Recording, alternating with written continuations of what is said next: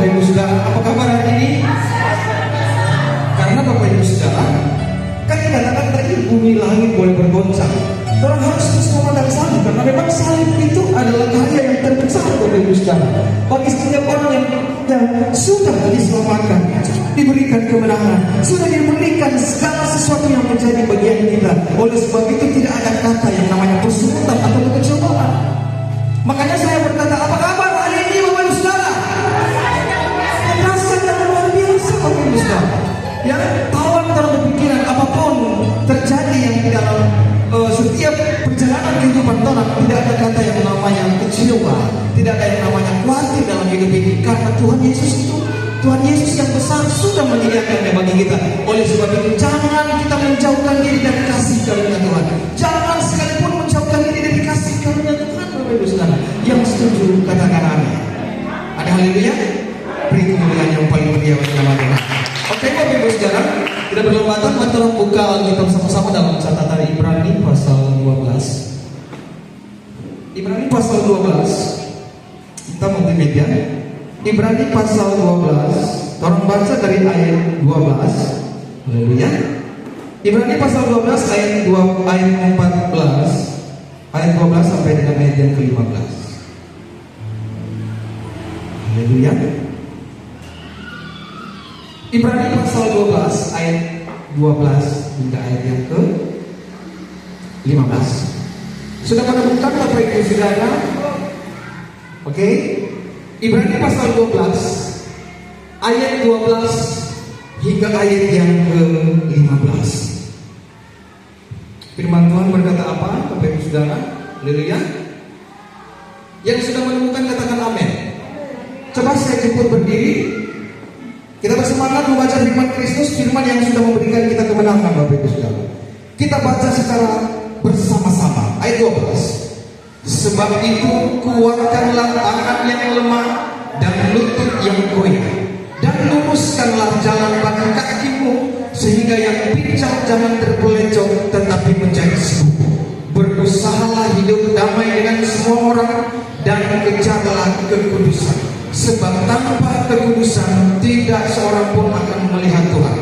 Jagalah supaya jangan ada seorang pun menjauhkan diri dari kasih karunia Allah, agar jangan tumbuh akar yang pahit yang menimbulkan kerusuhan dan yang mencemarkan banyak orang. Haleluya, katakan amin. Dipersilakan duduk kembali. Bapak Ibu Saudara, perhatikan kembali, saya akan membacakan kembali ayat ini. Perhatikan bersama-sama, Pak akan baca sekali lagi ayat yang ke-12. Haleluya. Sebab itu kuatkanlah tangan yang lemah dan lutut yang goyah. Ayat 13. Dan luruskanlah jalan bagi kakimu, sehingga yang pincang jangan terpelecok tetapi menjadi sembuh. Ayat yang ke-14. Berusahalah hidup damai dengan semua orang dan kejarlah kekudusan, sebab tanpa kekudusan tidak seorang pun akan melihat Tuhan. Ayat 15. Jagalah supaya jangan ada seorang pun menjauhkan diri dari kasih karunia Allah, agar jangan tumbuh akar yang pahit yang menimbulkan kerusuhan dan yang mencemarkan banyak orang. Perhatikan, coba kembali multimedia di ayat yang ke-12, ayat yang ayat yang ke-14. Haleluya. Berusahalah apa? Berusahalah hidup damai dengan semua orang dan kejarlah kekudusan, sebab tanpa kekudusan tidak seorang pun akan melihat Tuhan. Bapak Ibu Saudara, perhatikan baik, mungkin ayat ini, firman ini ada hasil bagi orang ya. Tapi banyak orang Kristen, banyak orang percaya salah mengartikan firman ini, Bapak Ibu Saudara. Banyak orang beranggapan begini, sebab tanpa kekudusan tidak seorang pun akan melihat Tuhan. Dia berpikir bahwa tanpa kekudusan dia tidak bisa masuk dalam kerajaan surga. Tanpa kekudusan dia tidak bisa diselamatkan. Haleluya. Saya bukan berbicara bukan kita tidak penting untuk menjadi kudus. Ya, Bapak Ibu Saudara, kita sudah dikuduskan satu kali untuk selama-lamanya. Kata firman Tuhan, oleh karena darah Kristus. Yang setuju katakan amin. Dikatakan di sini sebab tanpa kekudusan tidak seorang pun akan melihat Tuhan.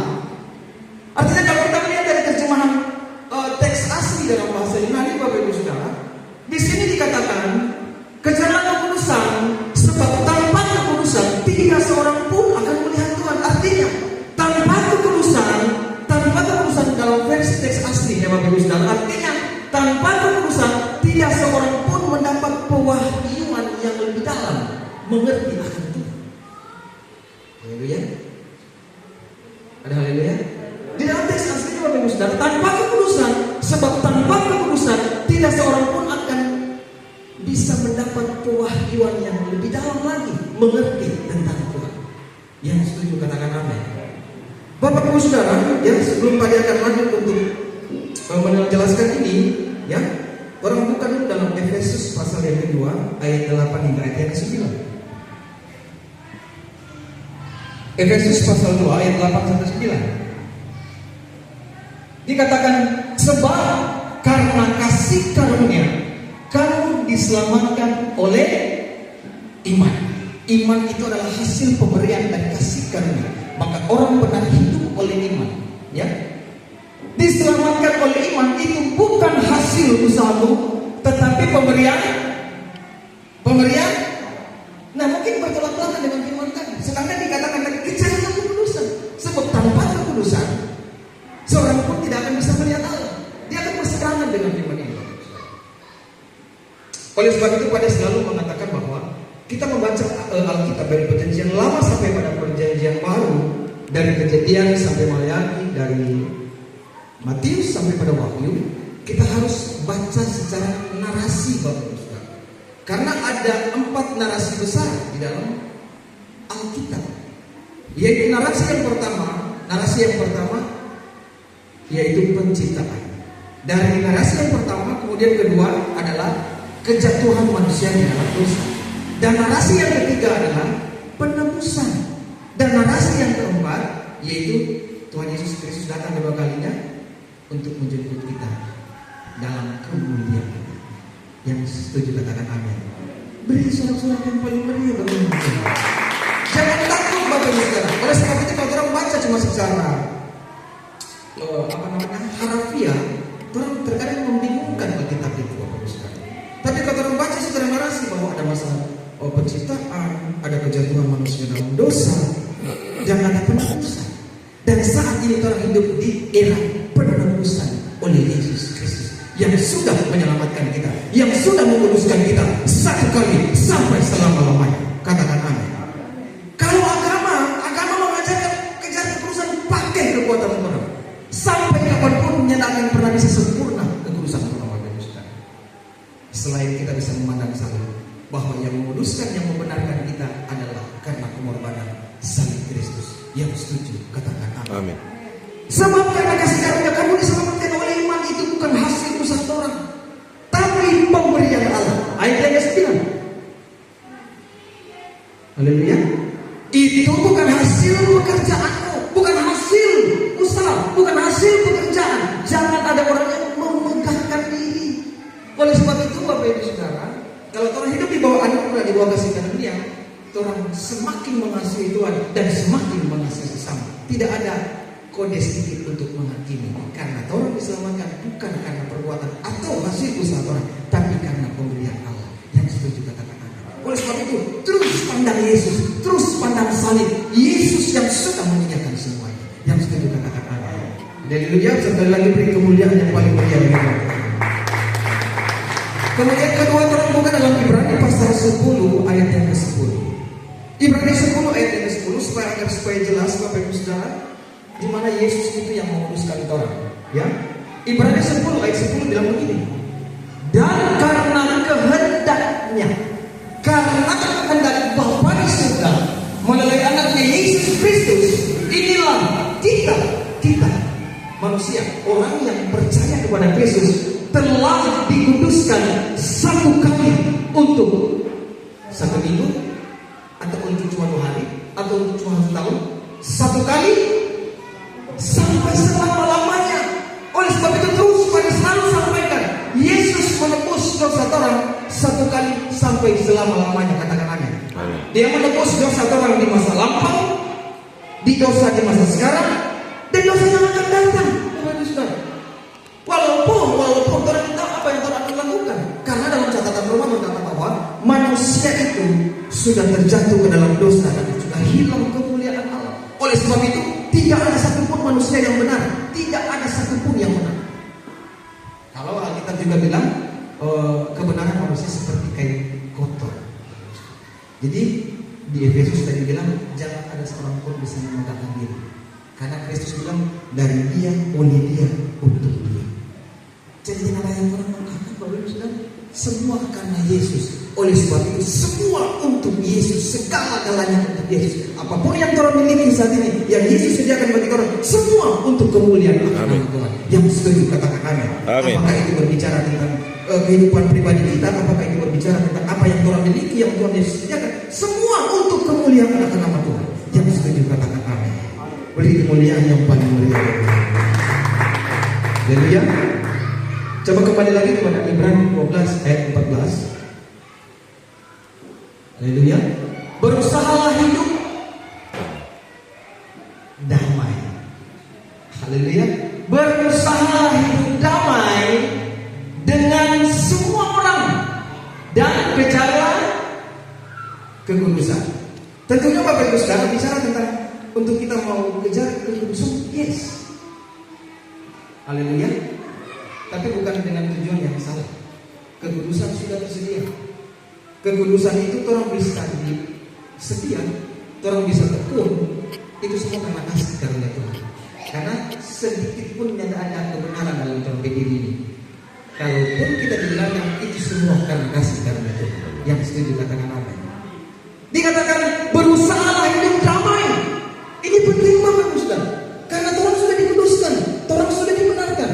Dunia yang membuat orang kekacauan, dunia hadir, dunia yang sudah jatuh dalam dosa ini, apa yang orang lihat, apa yang orang terima dari dunia, dia membuat kekacauan di dunia ini. Dia merampas semua apa yang sudah disediakan oleh Tuhan bagi kita.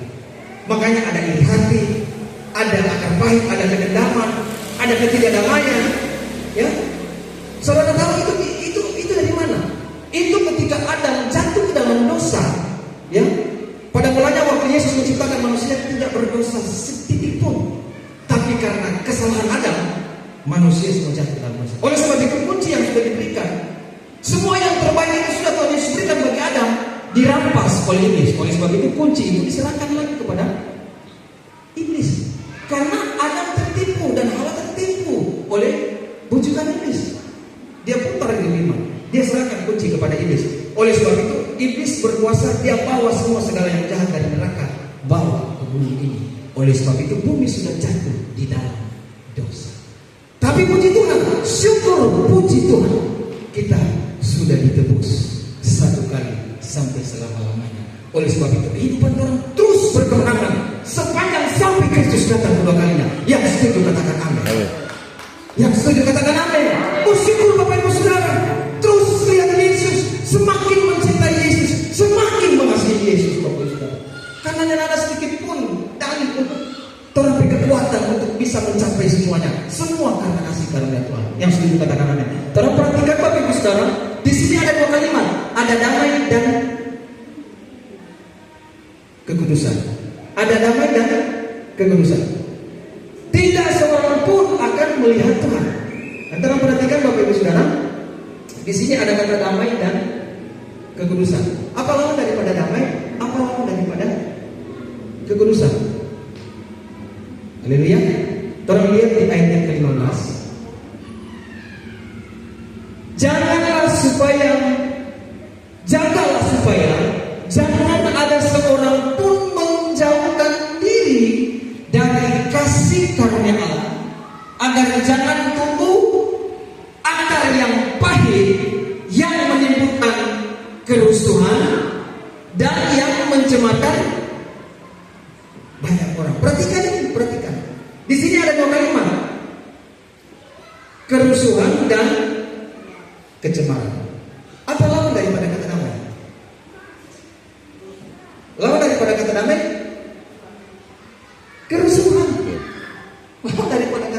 kemusuhan. Terus lawan daripada kekudusan, kecemaran. Oleh sebab itu penting Bapak Ibu Saudara untuk kita hidup damai dengan semua orang. Dan janganlah supaya jangan ada seorang pun menjauhkan diri dari kasih karunia Allah. Kenapa sampai timbul kekacauan? Kenapa sampai orang yang tidak damai? Kenapa sampai orang yang tidak kudus? Orang tercemar Bapak Ibu Saudara. Jawabannya saya bisa simpulkan, karena orang menjauhkan diri dari kasih karunia. Apa itu poin yang bisa menjauhkan diri dari kasih karunia Tuhan? Orang berdiri kepada kekuatan Tuhan. Orang berdiri kepada kemampuan Tuhan. Orang yang melihat Kristus, yang pandang salib, bahwa semua karena kasih karunia Tuhan. Yang jangan menjauhkan diri dari kasih karunia Allah. Kejarlah kekudusan, berusahalah hidup damai dengan semua orang. Jadi perhatikan apa Pak bilang tadi, segala yang jahat itu kecemaran, ya, kebencian, kedendaman, akar baik, sakit hati, itu produk dari neraka Bapak Ibu Saudara. Masa orang simpan dalam dalam hati? Ada haleluya? Itu produk-produk dari neraka yang dibawa iblis. Tapi syukur puji Tuhan, orang sudah ditebus. Yesus mati bagi dosa-dosa kita, dan saat ini kita sudah dikuduskan, sudah dibenarkan satu kali sampai selama-lamanya. Yang setuju katakan amin. Oleh sebab itu firman Tuhan bilang, janganlah supaya jangan ada seorang pun menjauhkan diri dari kasih karunia Allah. Kasih karunia Allah ini berbicara tentang semua yang terbaik sudah Yesus sediakan Bapak Ibu Saudara.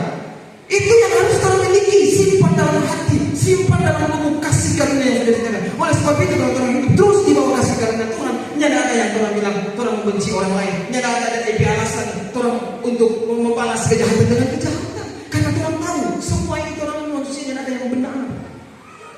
Semua ini bobrok Bapak Ibu Saudara. Semua orang kalau bisa dibenarkan, kalau bisa diberkati, itu semua karena karya salib. Itu semua karena kasih karunia Tuhan yang sudah Tuhan curahkan. Maka kita terima semua yang terbaik. Berkat-berkat berlimpah kita terima semua karena Tuhan Yesus yang beri. Semua karena Tuhan Yesus yang lakukan di atas kayu salib. Yang setuju katakan amin. Beri kemuliaan yang paling mulia bagi nama Tuhan. Ada haleluya, boleh dikatakan? Ya.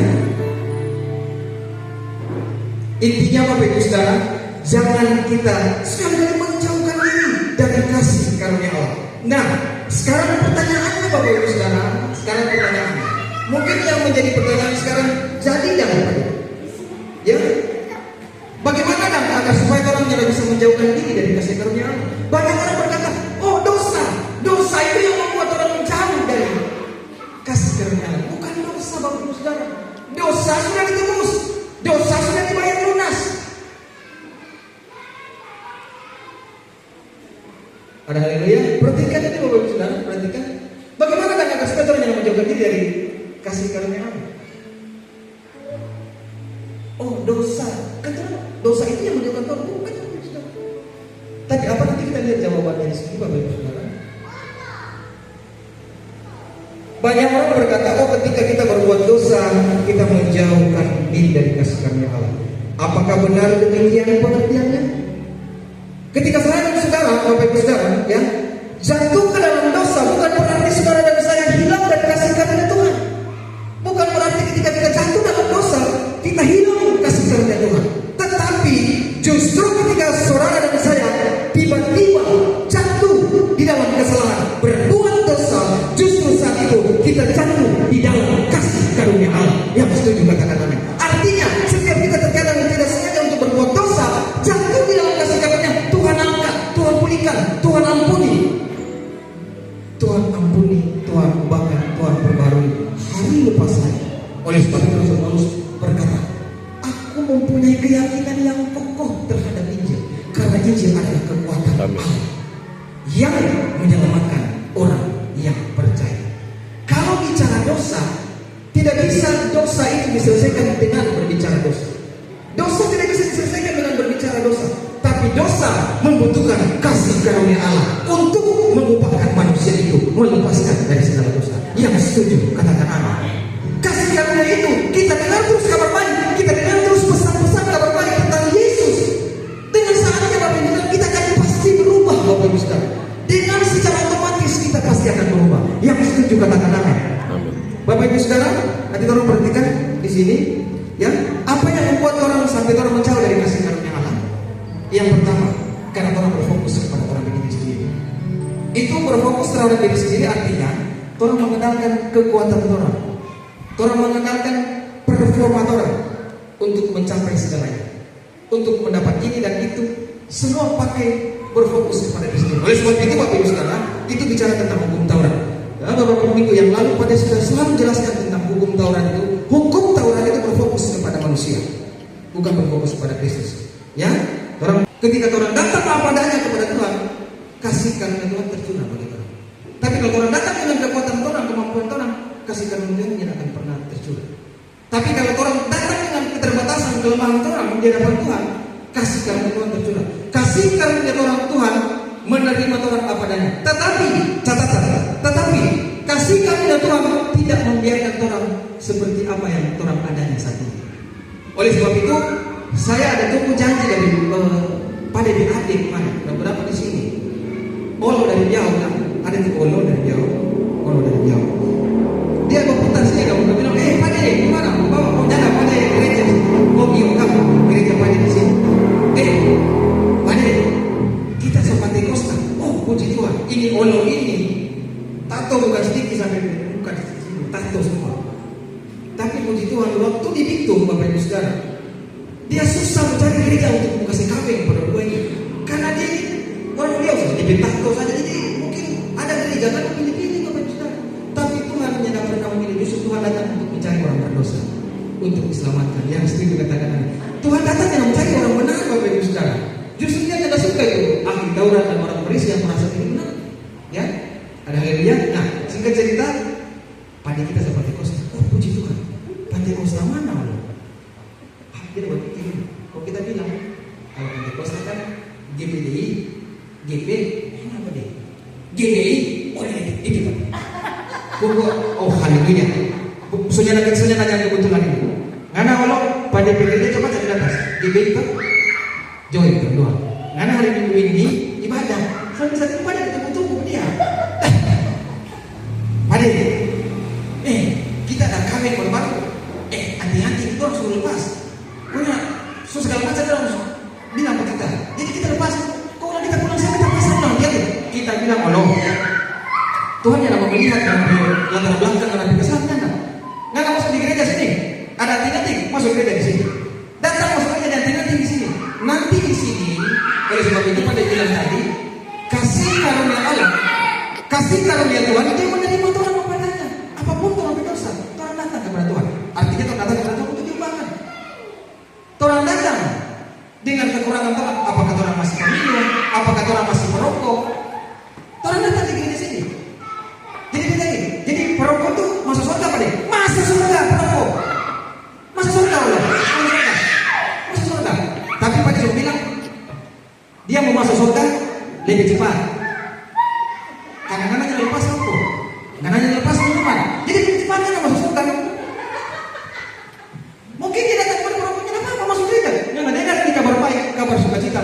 Nanti kasih karunia yang memulihkan dan keadaan yang setuju katakan ada. Boleh datang, tapi kalau mana dia kasih karunia terus setiap itu nggak akan dipulihkan dan diubahkan. Nanti kalau bangun pagi, apa sosoi? Tiba-tiba mana akan melepaskan karena dia kasih karunia Tuhan. Itu yang memampukan orang melepaskan diri dari dosa. Yang setuju katakan amin. Beri kemuliaan yang paling paling Tuhan. Itu benar. Pada bilang pada bima itu tadi pagi dapat bayar. Kuko, nanti pada doakan sini. Nanti datang lagi. Oh, ada mampu di malam. Dan apa-apa dia ada sama mampu, datang ke sini. Kalau apa dia mau masih mampu kasih mampu. Kalau dia rasa susah ke mampu, datang ke mampu di sini. Dia dengar itu kasih. Pada membantu bos supaya pada ada bersaksi sedikit dia tadi. Pada dulu lebih daripada orang minuman apa pada jangan minum. Tapi syukur puji Tuhan karena kasih karunia Tuhan sampai pada ada sampai saat ini. Itu semua bukan karena kekuatan pada, tapi semua karena kemurahan dan kasih karunia Tuhan. Beri kemuliaan yang paling mulia.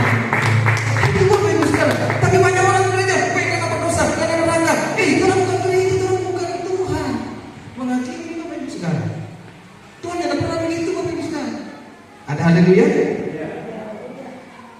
Nah, jadi kalau kasih karunia itu orang datang dengan kekurangan dan segala macam dosa yang mengikat dalam kehidupan, dia akan berkuasa kasih karunia itu kalau orang dengar terus, dia akan berkuasa di dalam hati orang yang suka marah-marah, di dalam orang hati yang suka menyimpan dendam, di dalam orang hati yang suka menyimpan akar pahit di hati itu, dia berkuasa untuk melepaskan semuanya itu. Yang setuju katakan amin. Bukan kekuatan orang. Kasih karunia itu yang orang dengar itu, dia akan berkuasa. Kekuatan Allah yang mengubahkan orang. Yang setuju katakan amin. Jangan gereja menghakimi. Jangan Bapak Ibu Saudara. Kalau kembali lagi kepada kisah Bapak Ibu Saudara, kalau kita baca Injil ya, versi Injil dari Matius, Markus, Lukas, Yohanes, Bapak Ibu Saudara, waktu Yesus datang ke dalam dunia ini untuk melayani Tuhan, untuk melayani umat manusia, Bapak Ibu Saudara perhatikan, untuk melayani manusia, di dalam dia pelayanan itu ada dua model Bapak Ibu Saudara. Siapa yang menerima kasih karunia Tuhan? Pemungut cukai, perempuan yang bersinar, ya, siapa lagi Bapak Ibu Saudara? Perempuan yang kedapatan bersinar. Orang itu tuh yang menerima kasih karunia Tuhan. Tetapi ada segerombolan ahli Taurat dan orang Farisi itu yang membuat Yesus benci. Bukan karena mereka berbuat dosa, tapi mereka mau berusaha mencari kebenaran lewat kekuatan mereka, lewat apa yang menjadi pengetahuan mereka. Makanya mereka jadi sombong. Orang yang hidup di bawah ahli Taurat, dia akan menjadi sombong rohani Bapak Ibu Saudara. Dia pikir dia bisa menjadi baik, dia bisa dipakai Tuhan. Itu semua karena kekuatannya. Itu makanya dia cenderung boleh menghakimi orang lain. Tapi kalau orang hidup di bawah kasih karunia, sedikit pun tidak pernah menghakimi orang lain. Kalaupun ada orang yang bercerita untuk menghakimi, sudah jauh. Orang ini semua karena kasih karunia. Dan ada yang benar orang. Walaupun gembala, hamba Tuhan nyata ada satu pun yang benar. Kalaupun bisa status orang diubahkan menjadi orang benar, itu semua karena kasih karunia Tuhan. Yang setuju katakan amin. Beri kemuliaan kepada Tuhan. Haleluya. Nah, apa yang membuat orang menjauhkan diri dari kasih karunia? Orang bukan Galatia pasal yang kelima ayat yang keempat.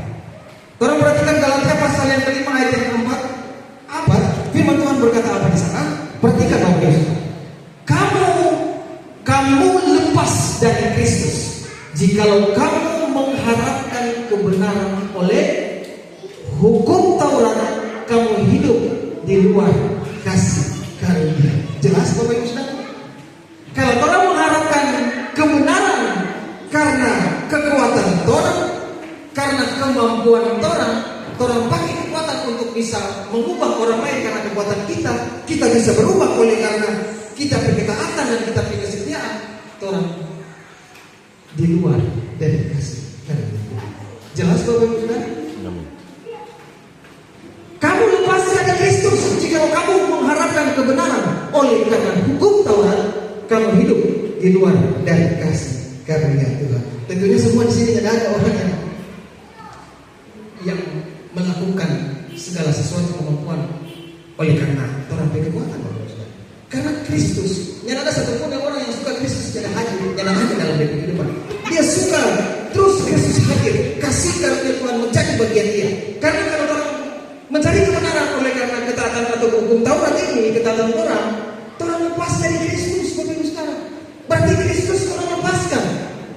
Ada haleluya. Jadi semua karena kasih karunia Tuhan. Ya, yang setuju katakan amin.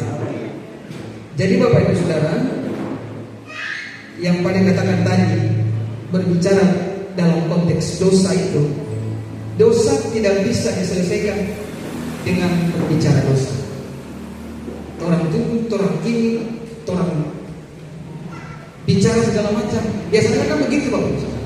Orang melihat orang yang berbuat dosa, orang datang ke sana dan bukan dengan kasih karunia, bukan orang menyampaikan tentang Kristus, tapi kalau anaknya tidak bertobat, neraka. Ini kok ngana pesak ini, tunggu sebelum kita berdoa, ngana pesak ini gara-gara ngana dosa.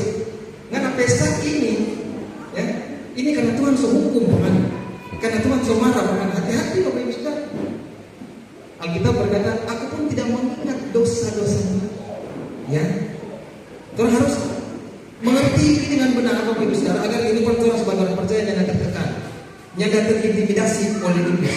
Iblis itu pekerjaannya dia menuduh, dia mengintimidasi, dia lembur, dia tuduh terus. Ya, dia pakai kekuatan. Oh, mana sebenarnya bisa bangkit. karena soalnya bisa membaik, karena kesehatan ini, karena soalnya bisa segala macam. Tapi orang berdiri dengan iman yang teguh. Kita percaya kasih karunia Tuhan cukup bagiku. Kasih karunia Tuhan sudah tersedia. Maka saat ini kita terima kasih Tuhan oleh bunuh ini kuasa darah Yesus. Terjadi Bapak Ibu, terjadi. Yang setuju katakan amin. Jadi kalau bicara tentang konteks daripada hukum Taurat adalah jangan mengandalkan karena perbuatan, tapi jangan sekalipun orang menjauhkan diri dari kasih karunia Tuhan. Oleh sebab itu, pada percaya, begitupun juga ada kesaksian masing-masing. Bagaimana terus orang mengandalkan tuntunan penyertaan kasih karunia Tuhan, maka segala sesuatu apa yang kita pernah dipikirkan, apa yang kita pernah dilihat, apa yang kita pernah timbul dalam hati, semua Tuhan sediakan bagi orang yang mengasihi Tuhan. Dengan tanda kutip, orang yang terus tidak meninggalkan kasih dan tidak menjauhkan kasih karunia Tuhan. Beri kemuliaan yang mulia. Amin. Firman Tuhan. Kasih yang terindah, hati yang mulia, hati yang mulia, hanya kutemukan di dalammu, hanya kutemukan di dalammu, Yesusku, Yesusku. Pujian dari hatiku, pujian dari hatiku, selalu di setiap waktu, tiada pernah berubah, tiada pernah berubah kasihku. Sama-sama katakan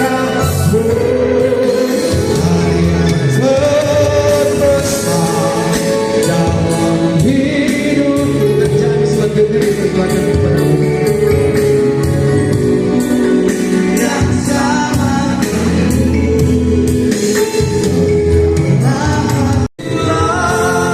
Engkau Yesus ditinggikan di atas pujian, dari dalammu hatiku, ku sujud dan berterima kasih. Dari dalam lubuk hatiku, dari dalam lubuk hatiku, ku sujud dan berterima kasih. Bagi saudara-saudara yang paling mulia bagi nama Yesus Kristus. Haleluya, haleluya, haleluya, haleluya. Kasih karunia dari Allah Bapa, anugerah dari Tuhan Yesus Kristus, urapan, pimpinan, hikmat, pewahyuan dari kuasa Roh Kudus Tuhan akan terus menyertai kita, menjadi bagian kita sampai Maranatha, Kristus Yesus datang kedua kalinya untuk menjemput kita, orang-orang yang mengasihi Tuhan. Di dalam berkat nama Bapa, Putra dan Roh Kudus, di dalam nama Tuhan Yesus Kristus, mari umat Tuhan yang cinta Tuhan, yang sudah diberkati Tuhan saat ini, bersama-sama dengan saya katakan amin. Puji Tuhan. Tuhan memberkati kita sekalian.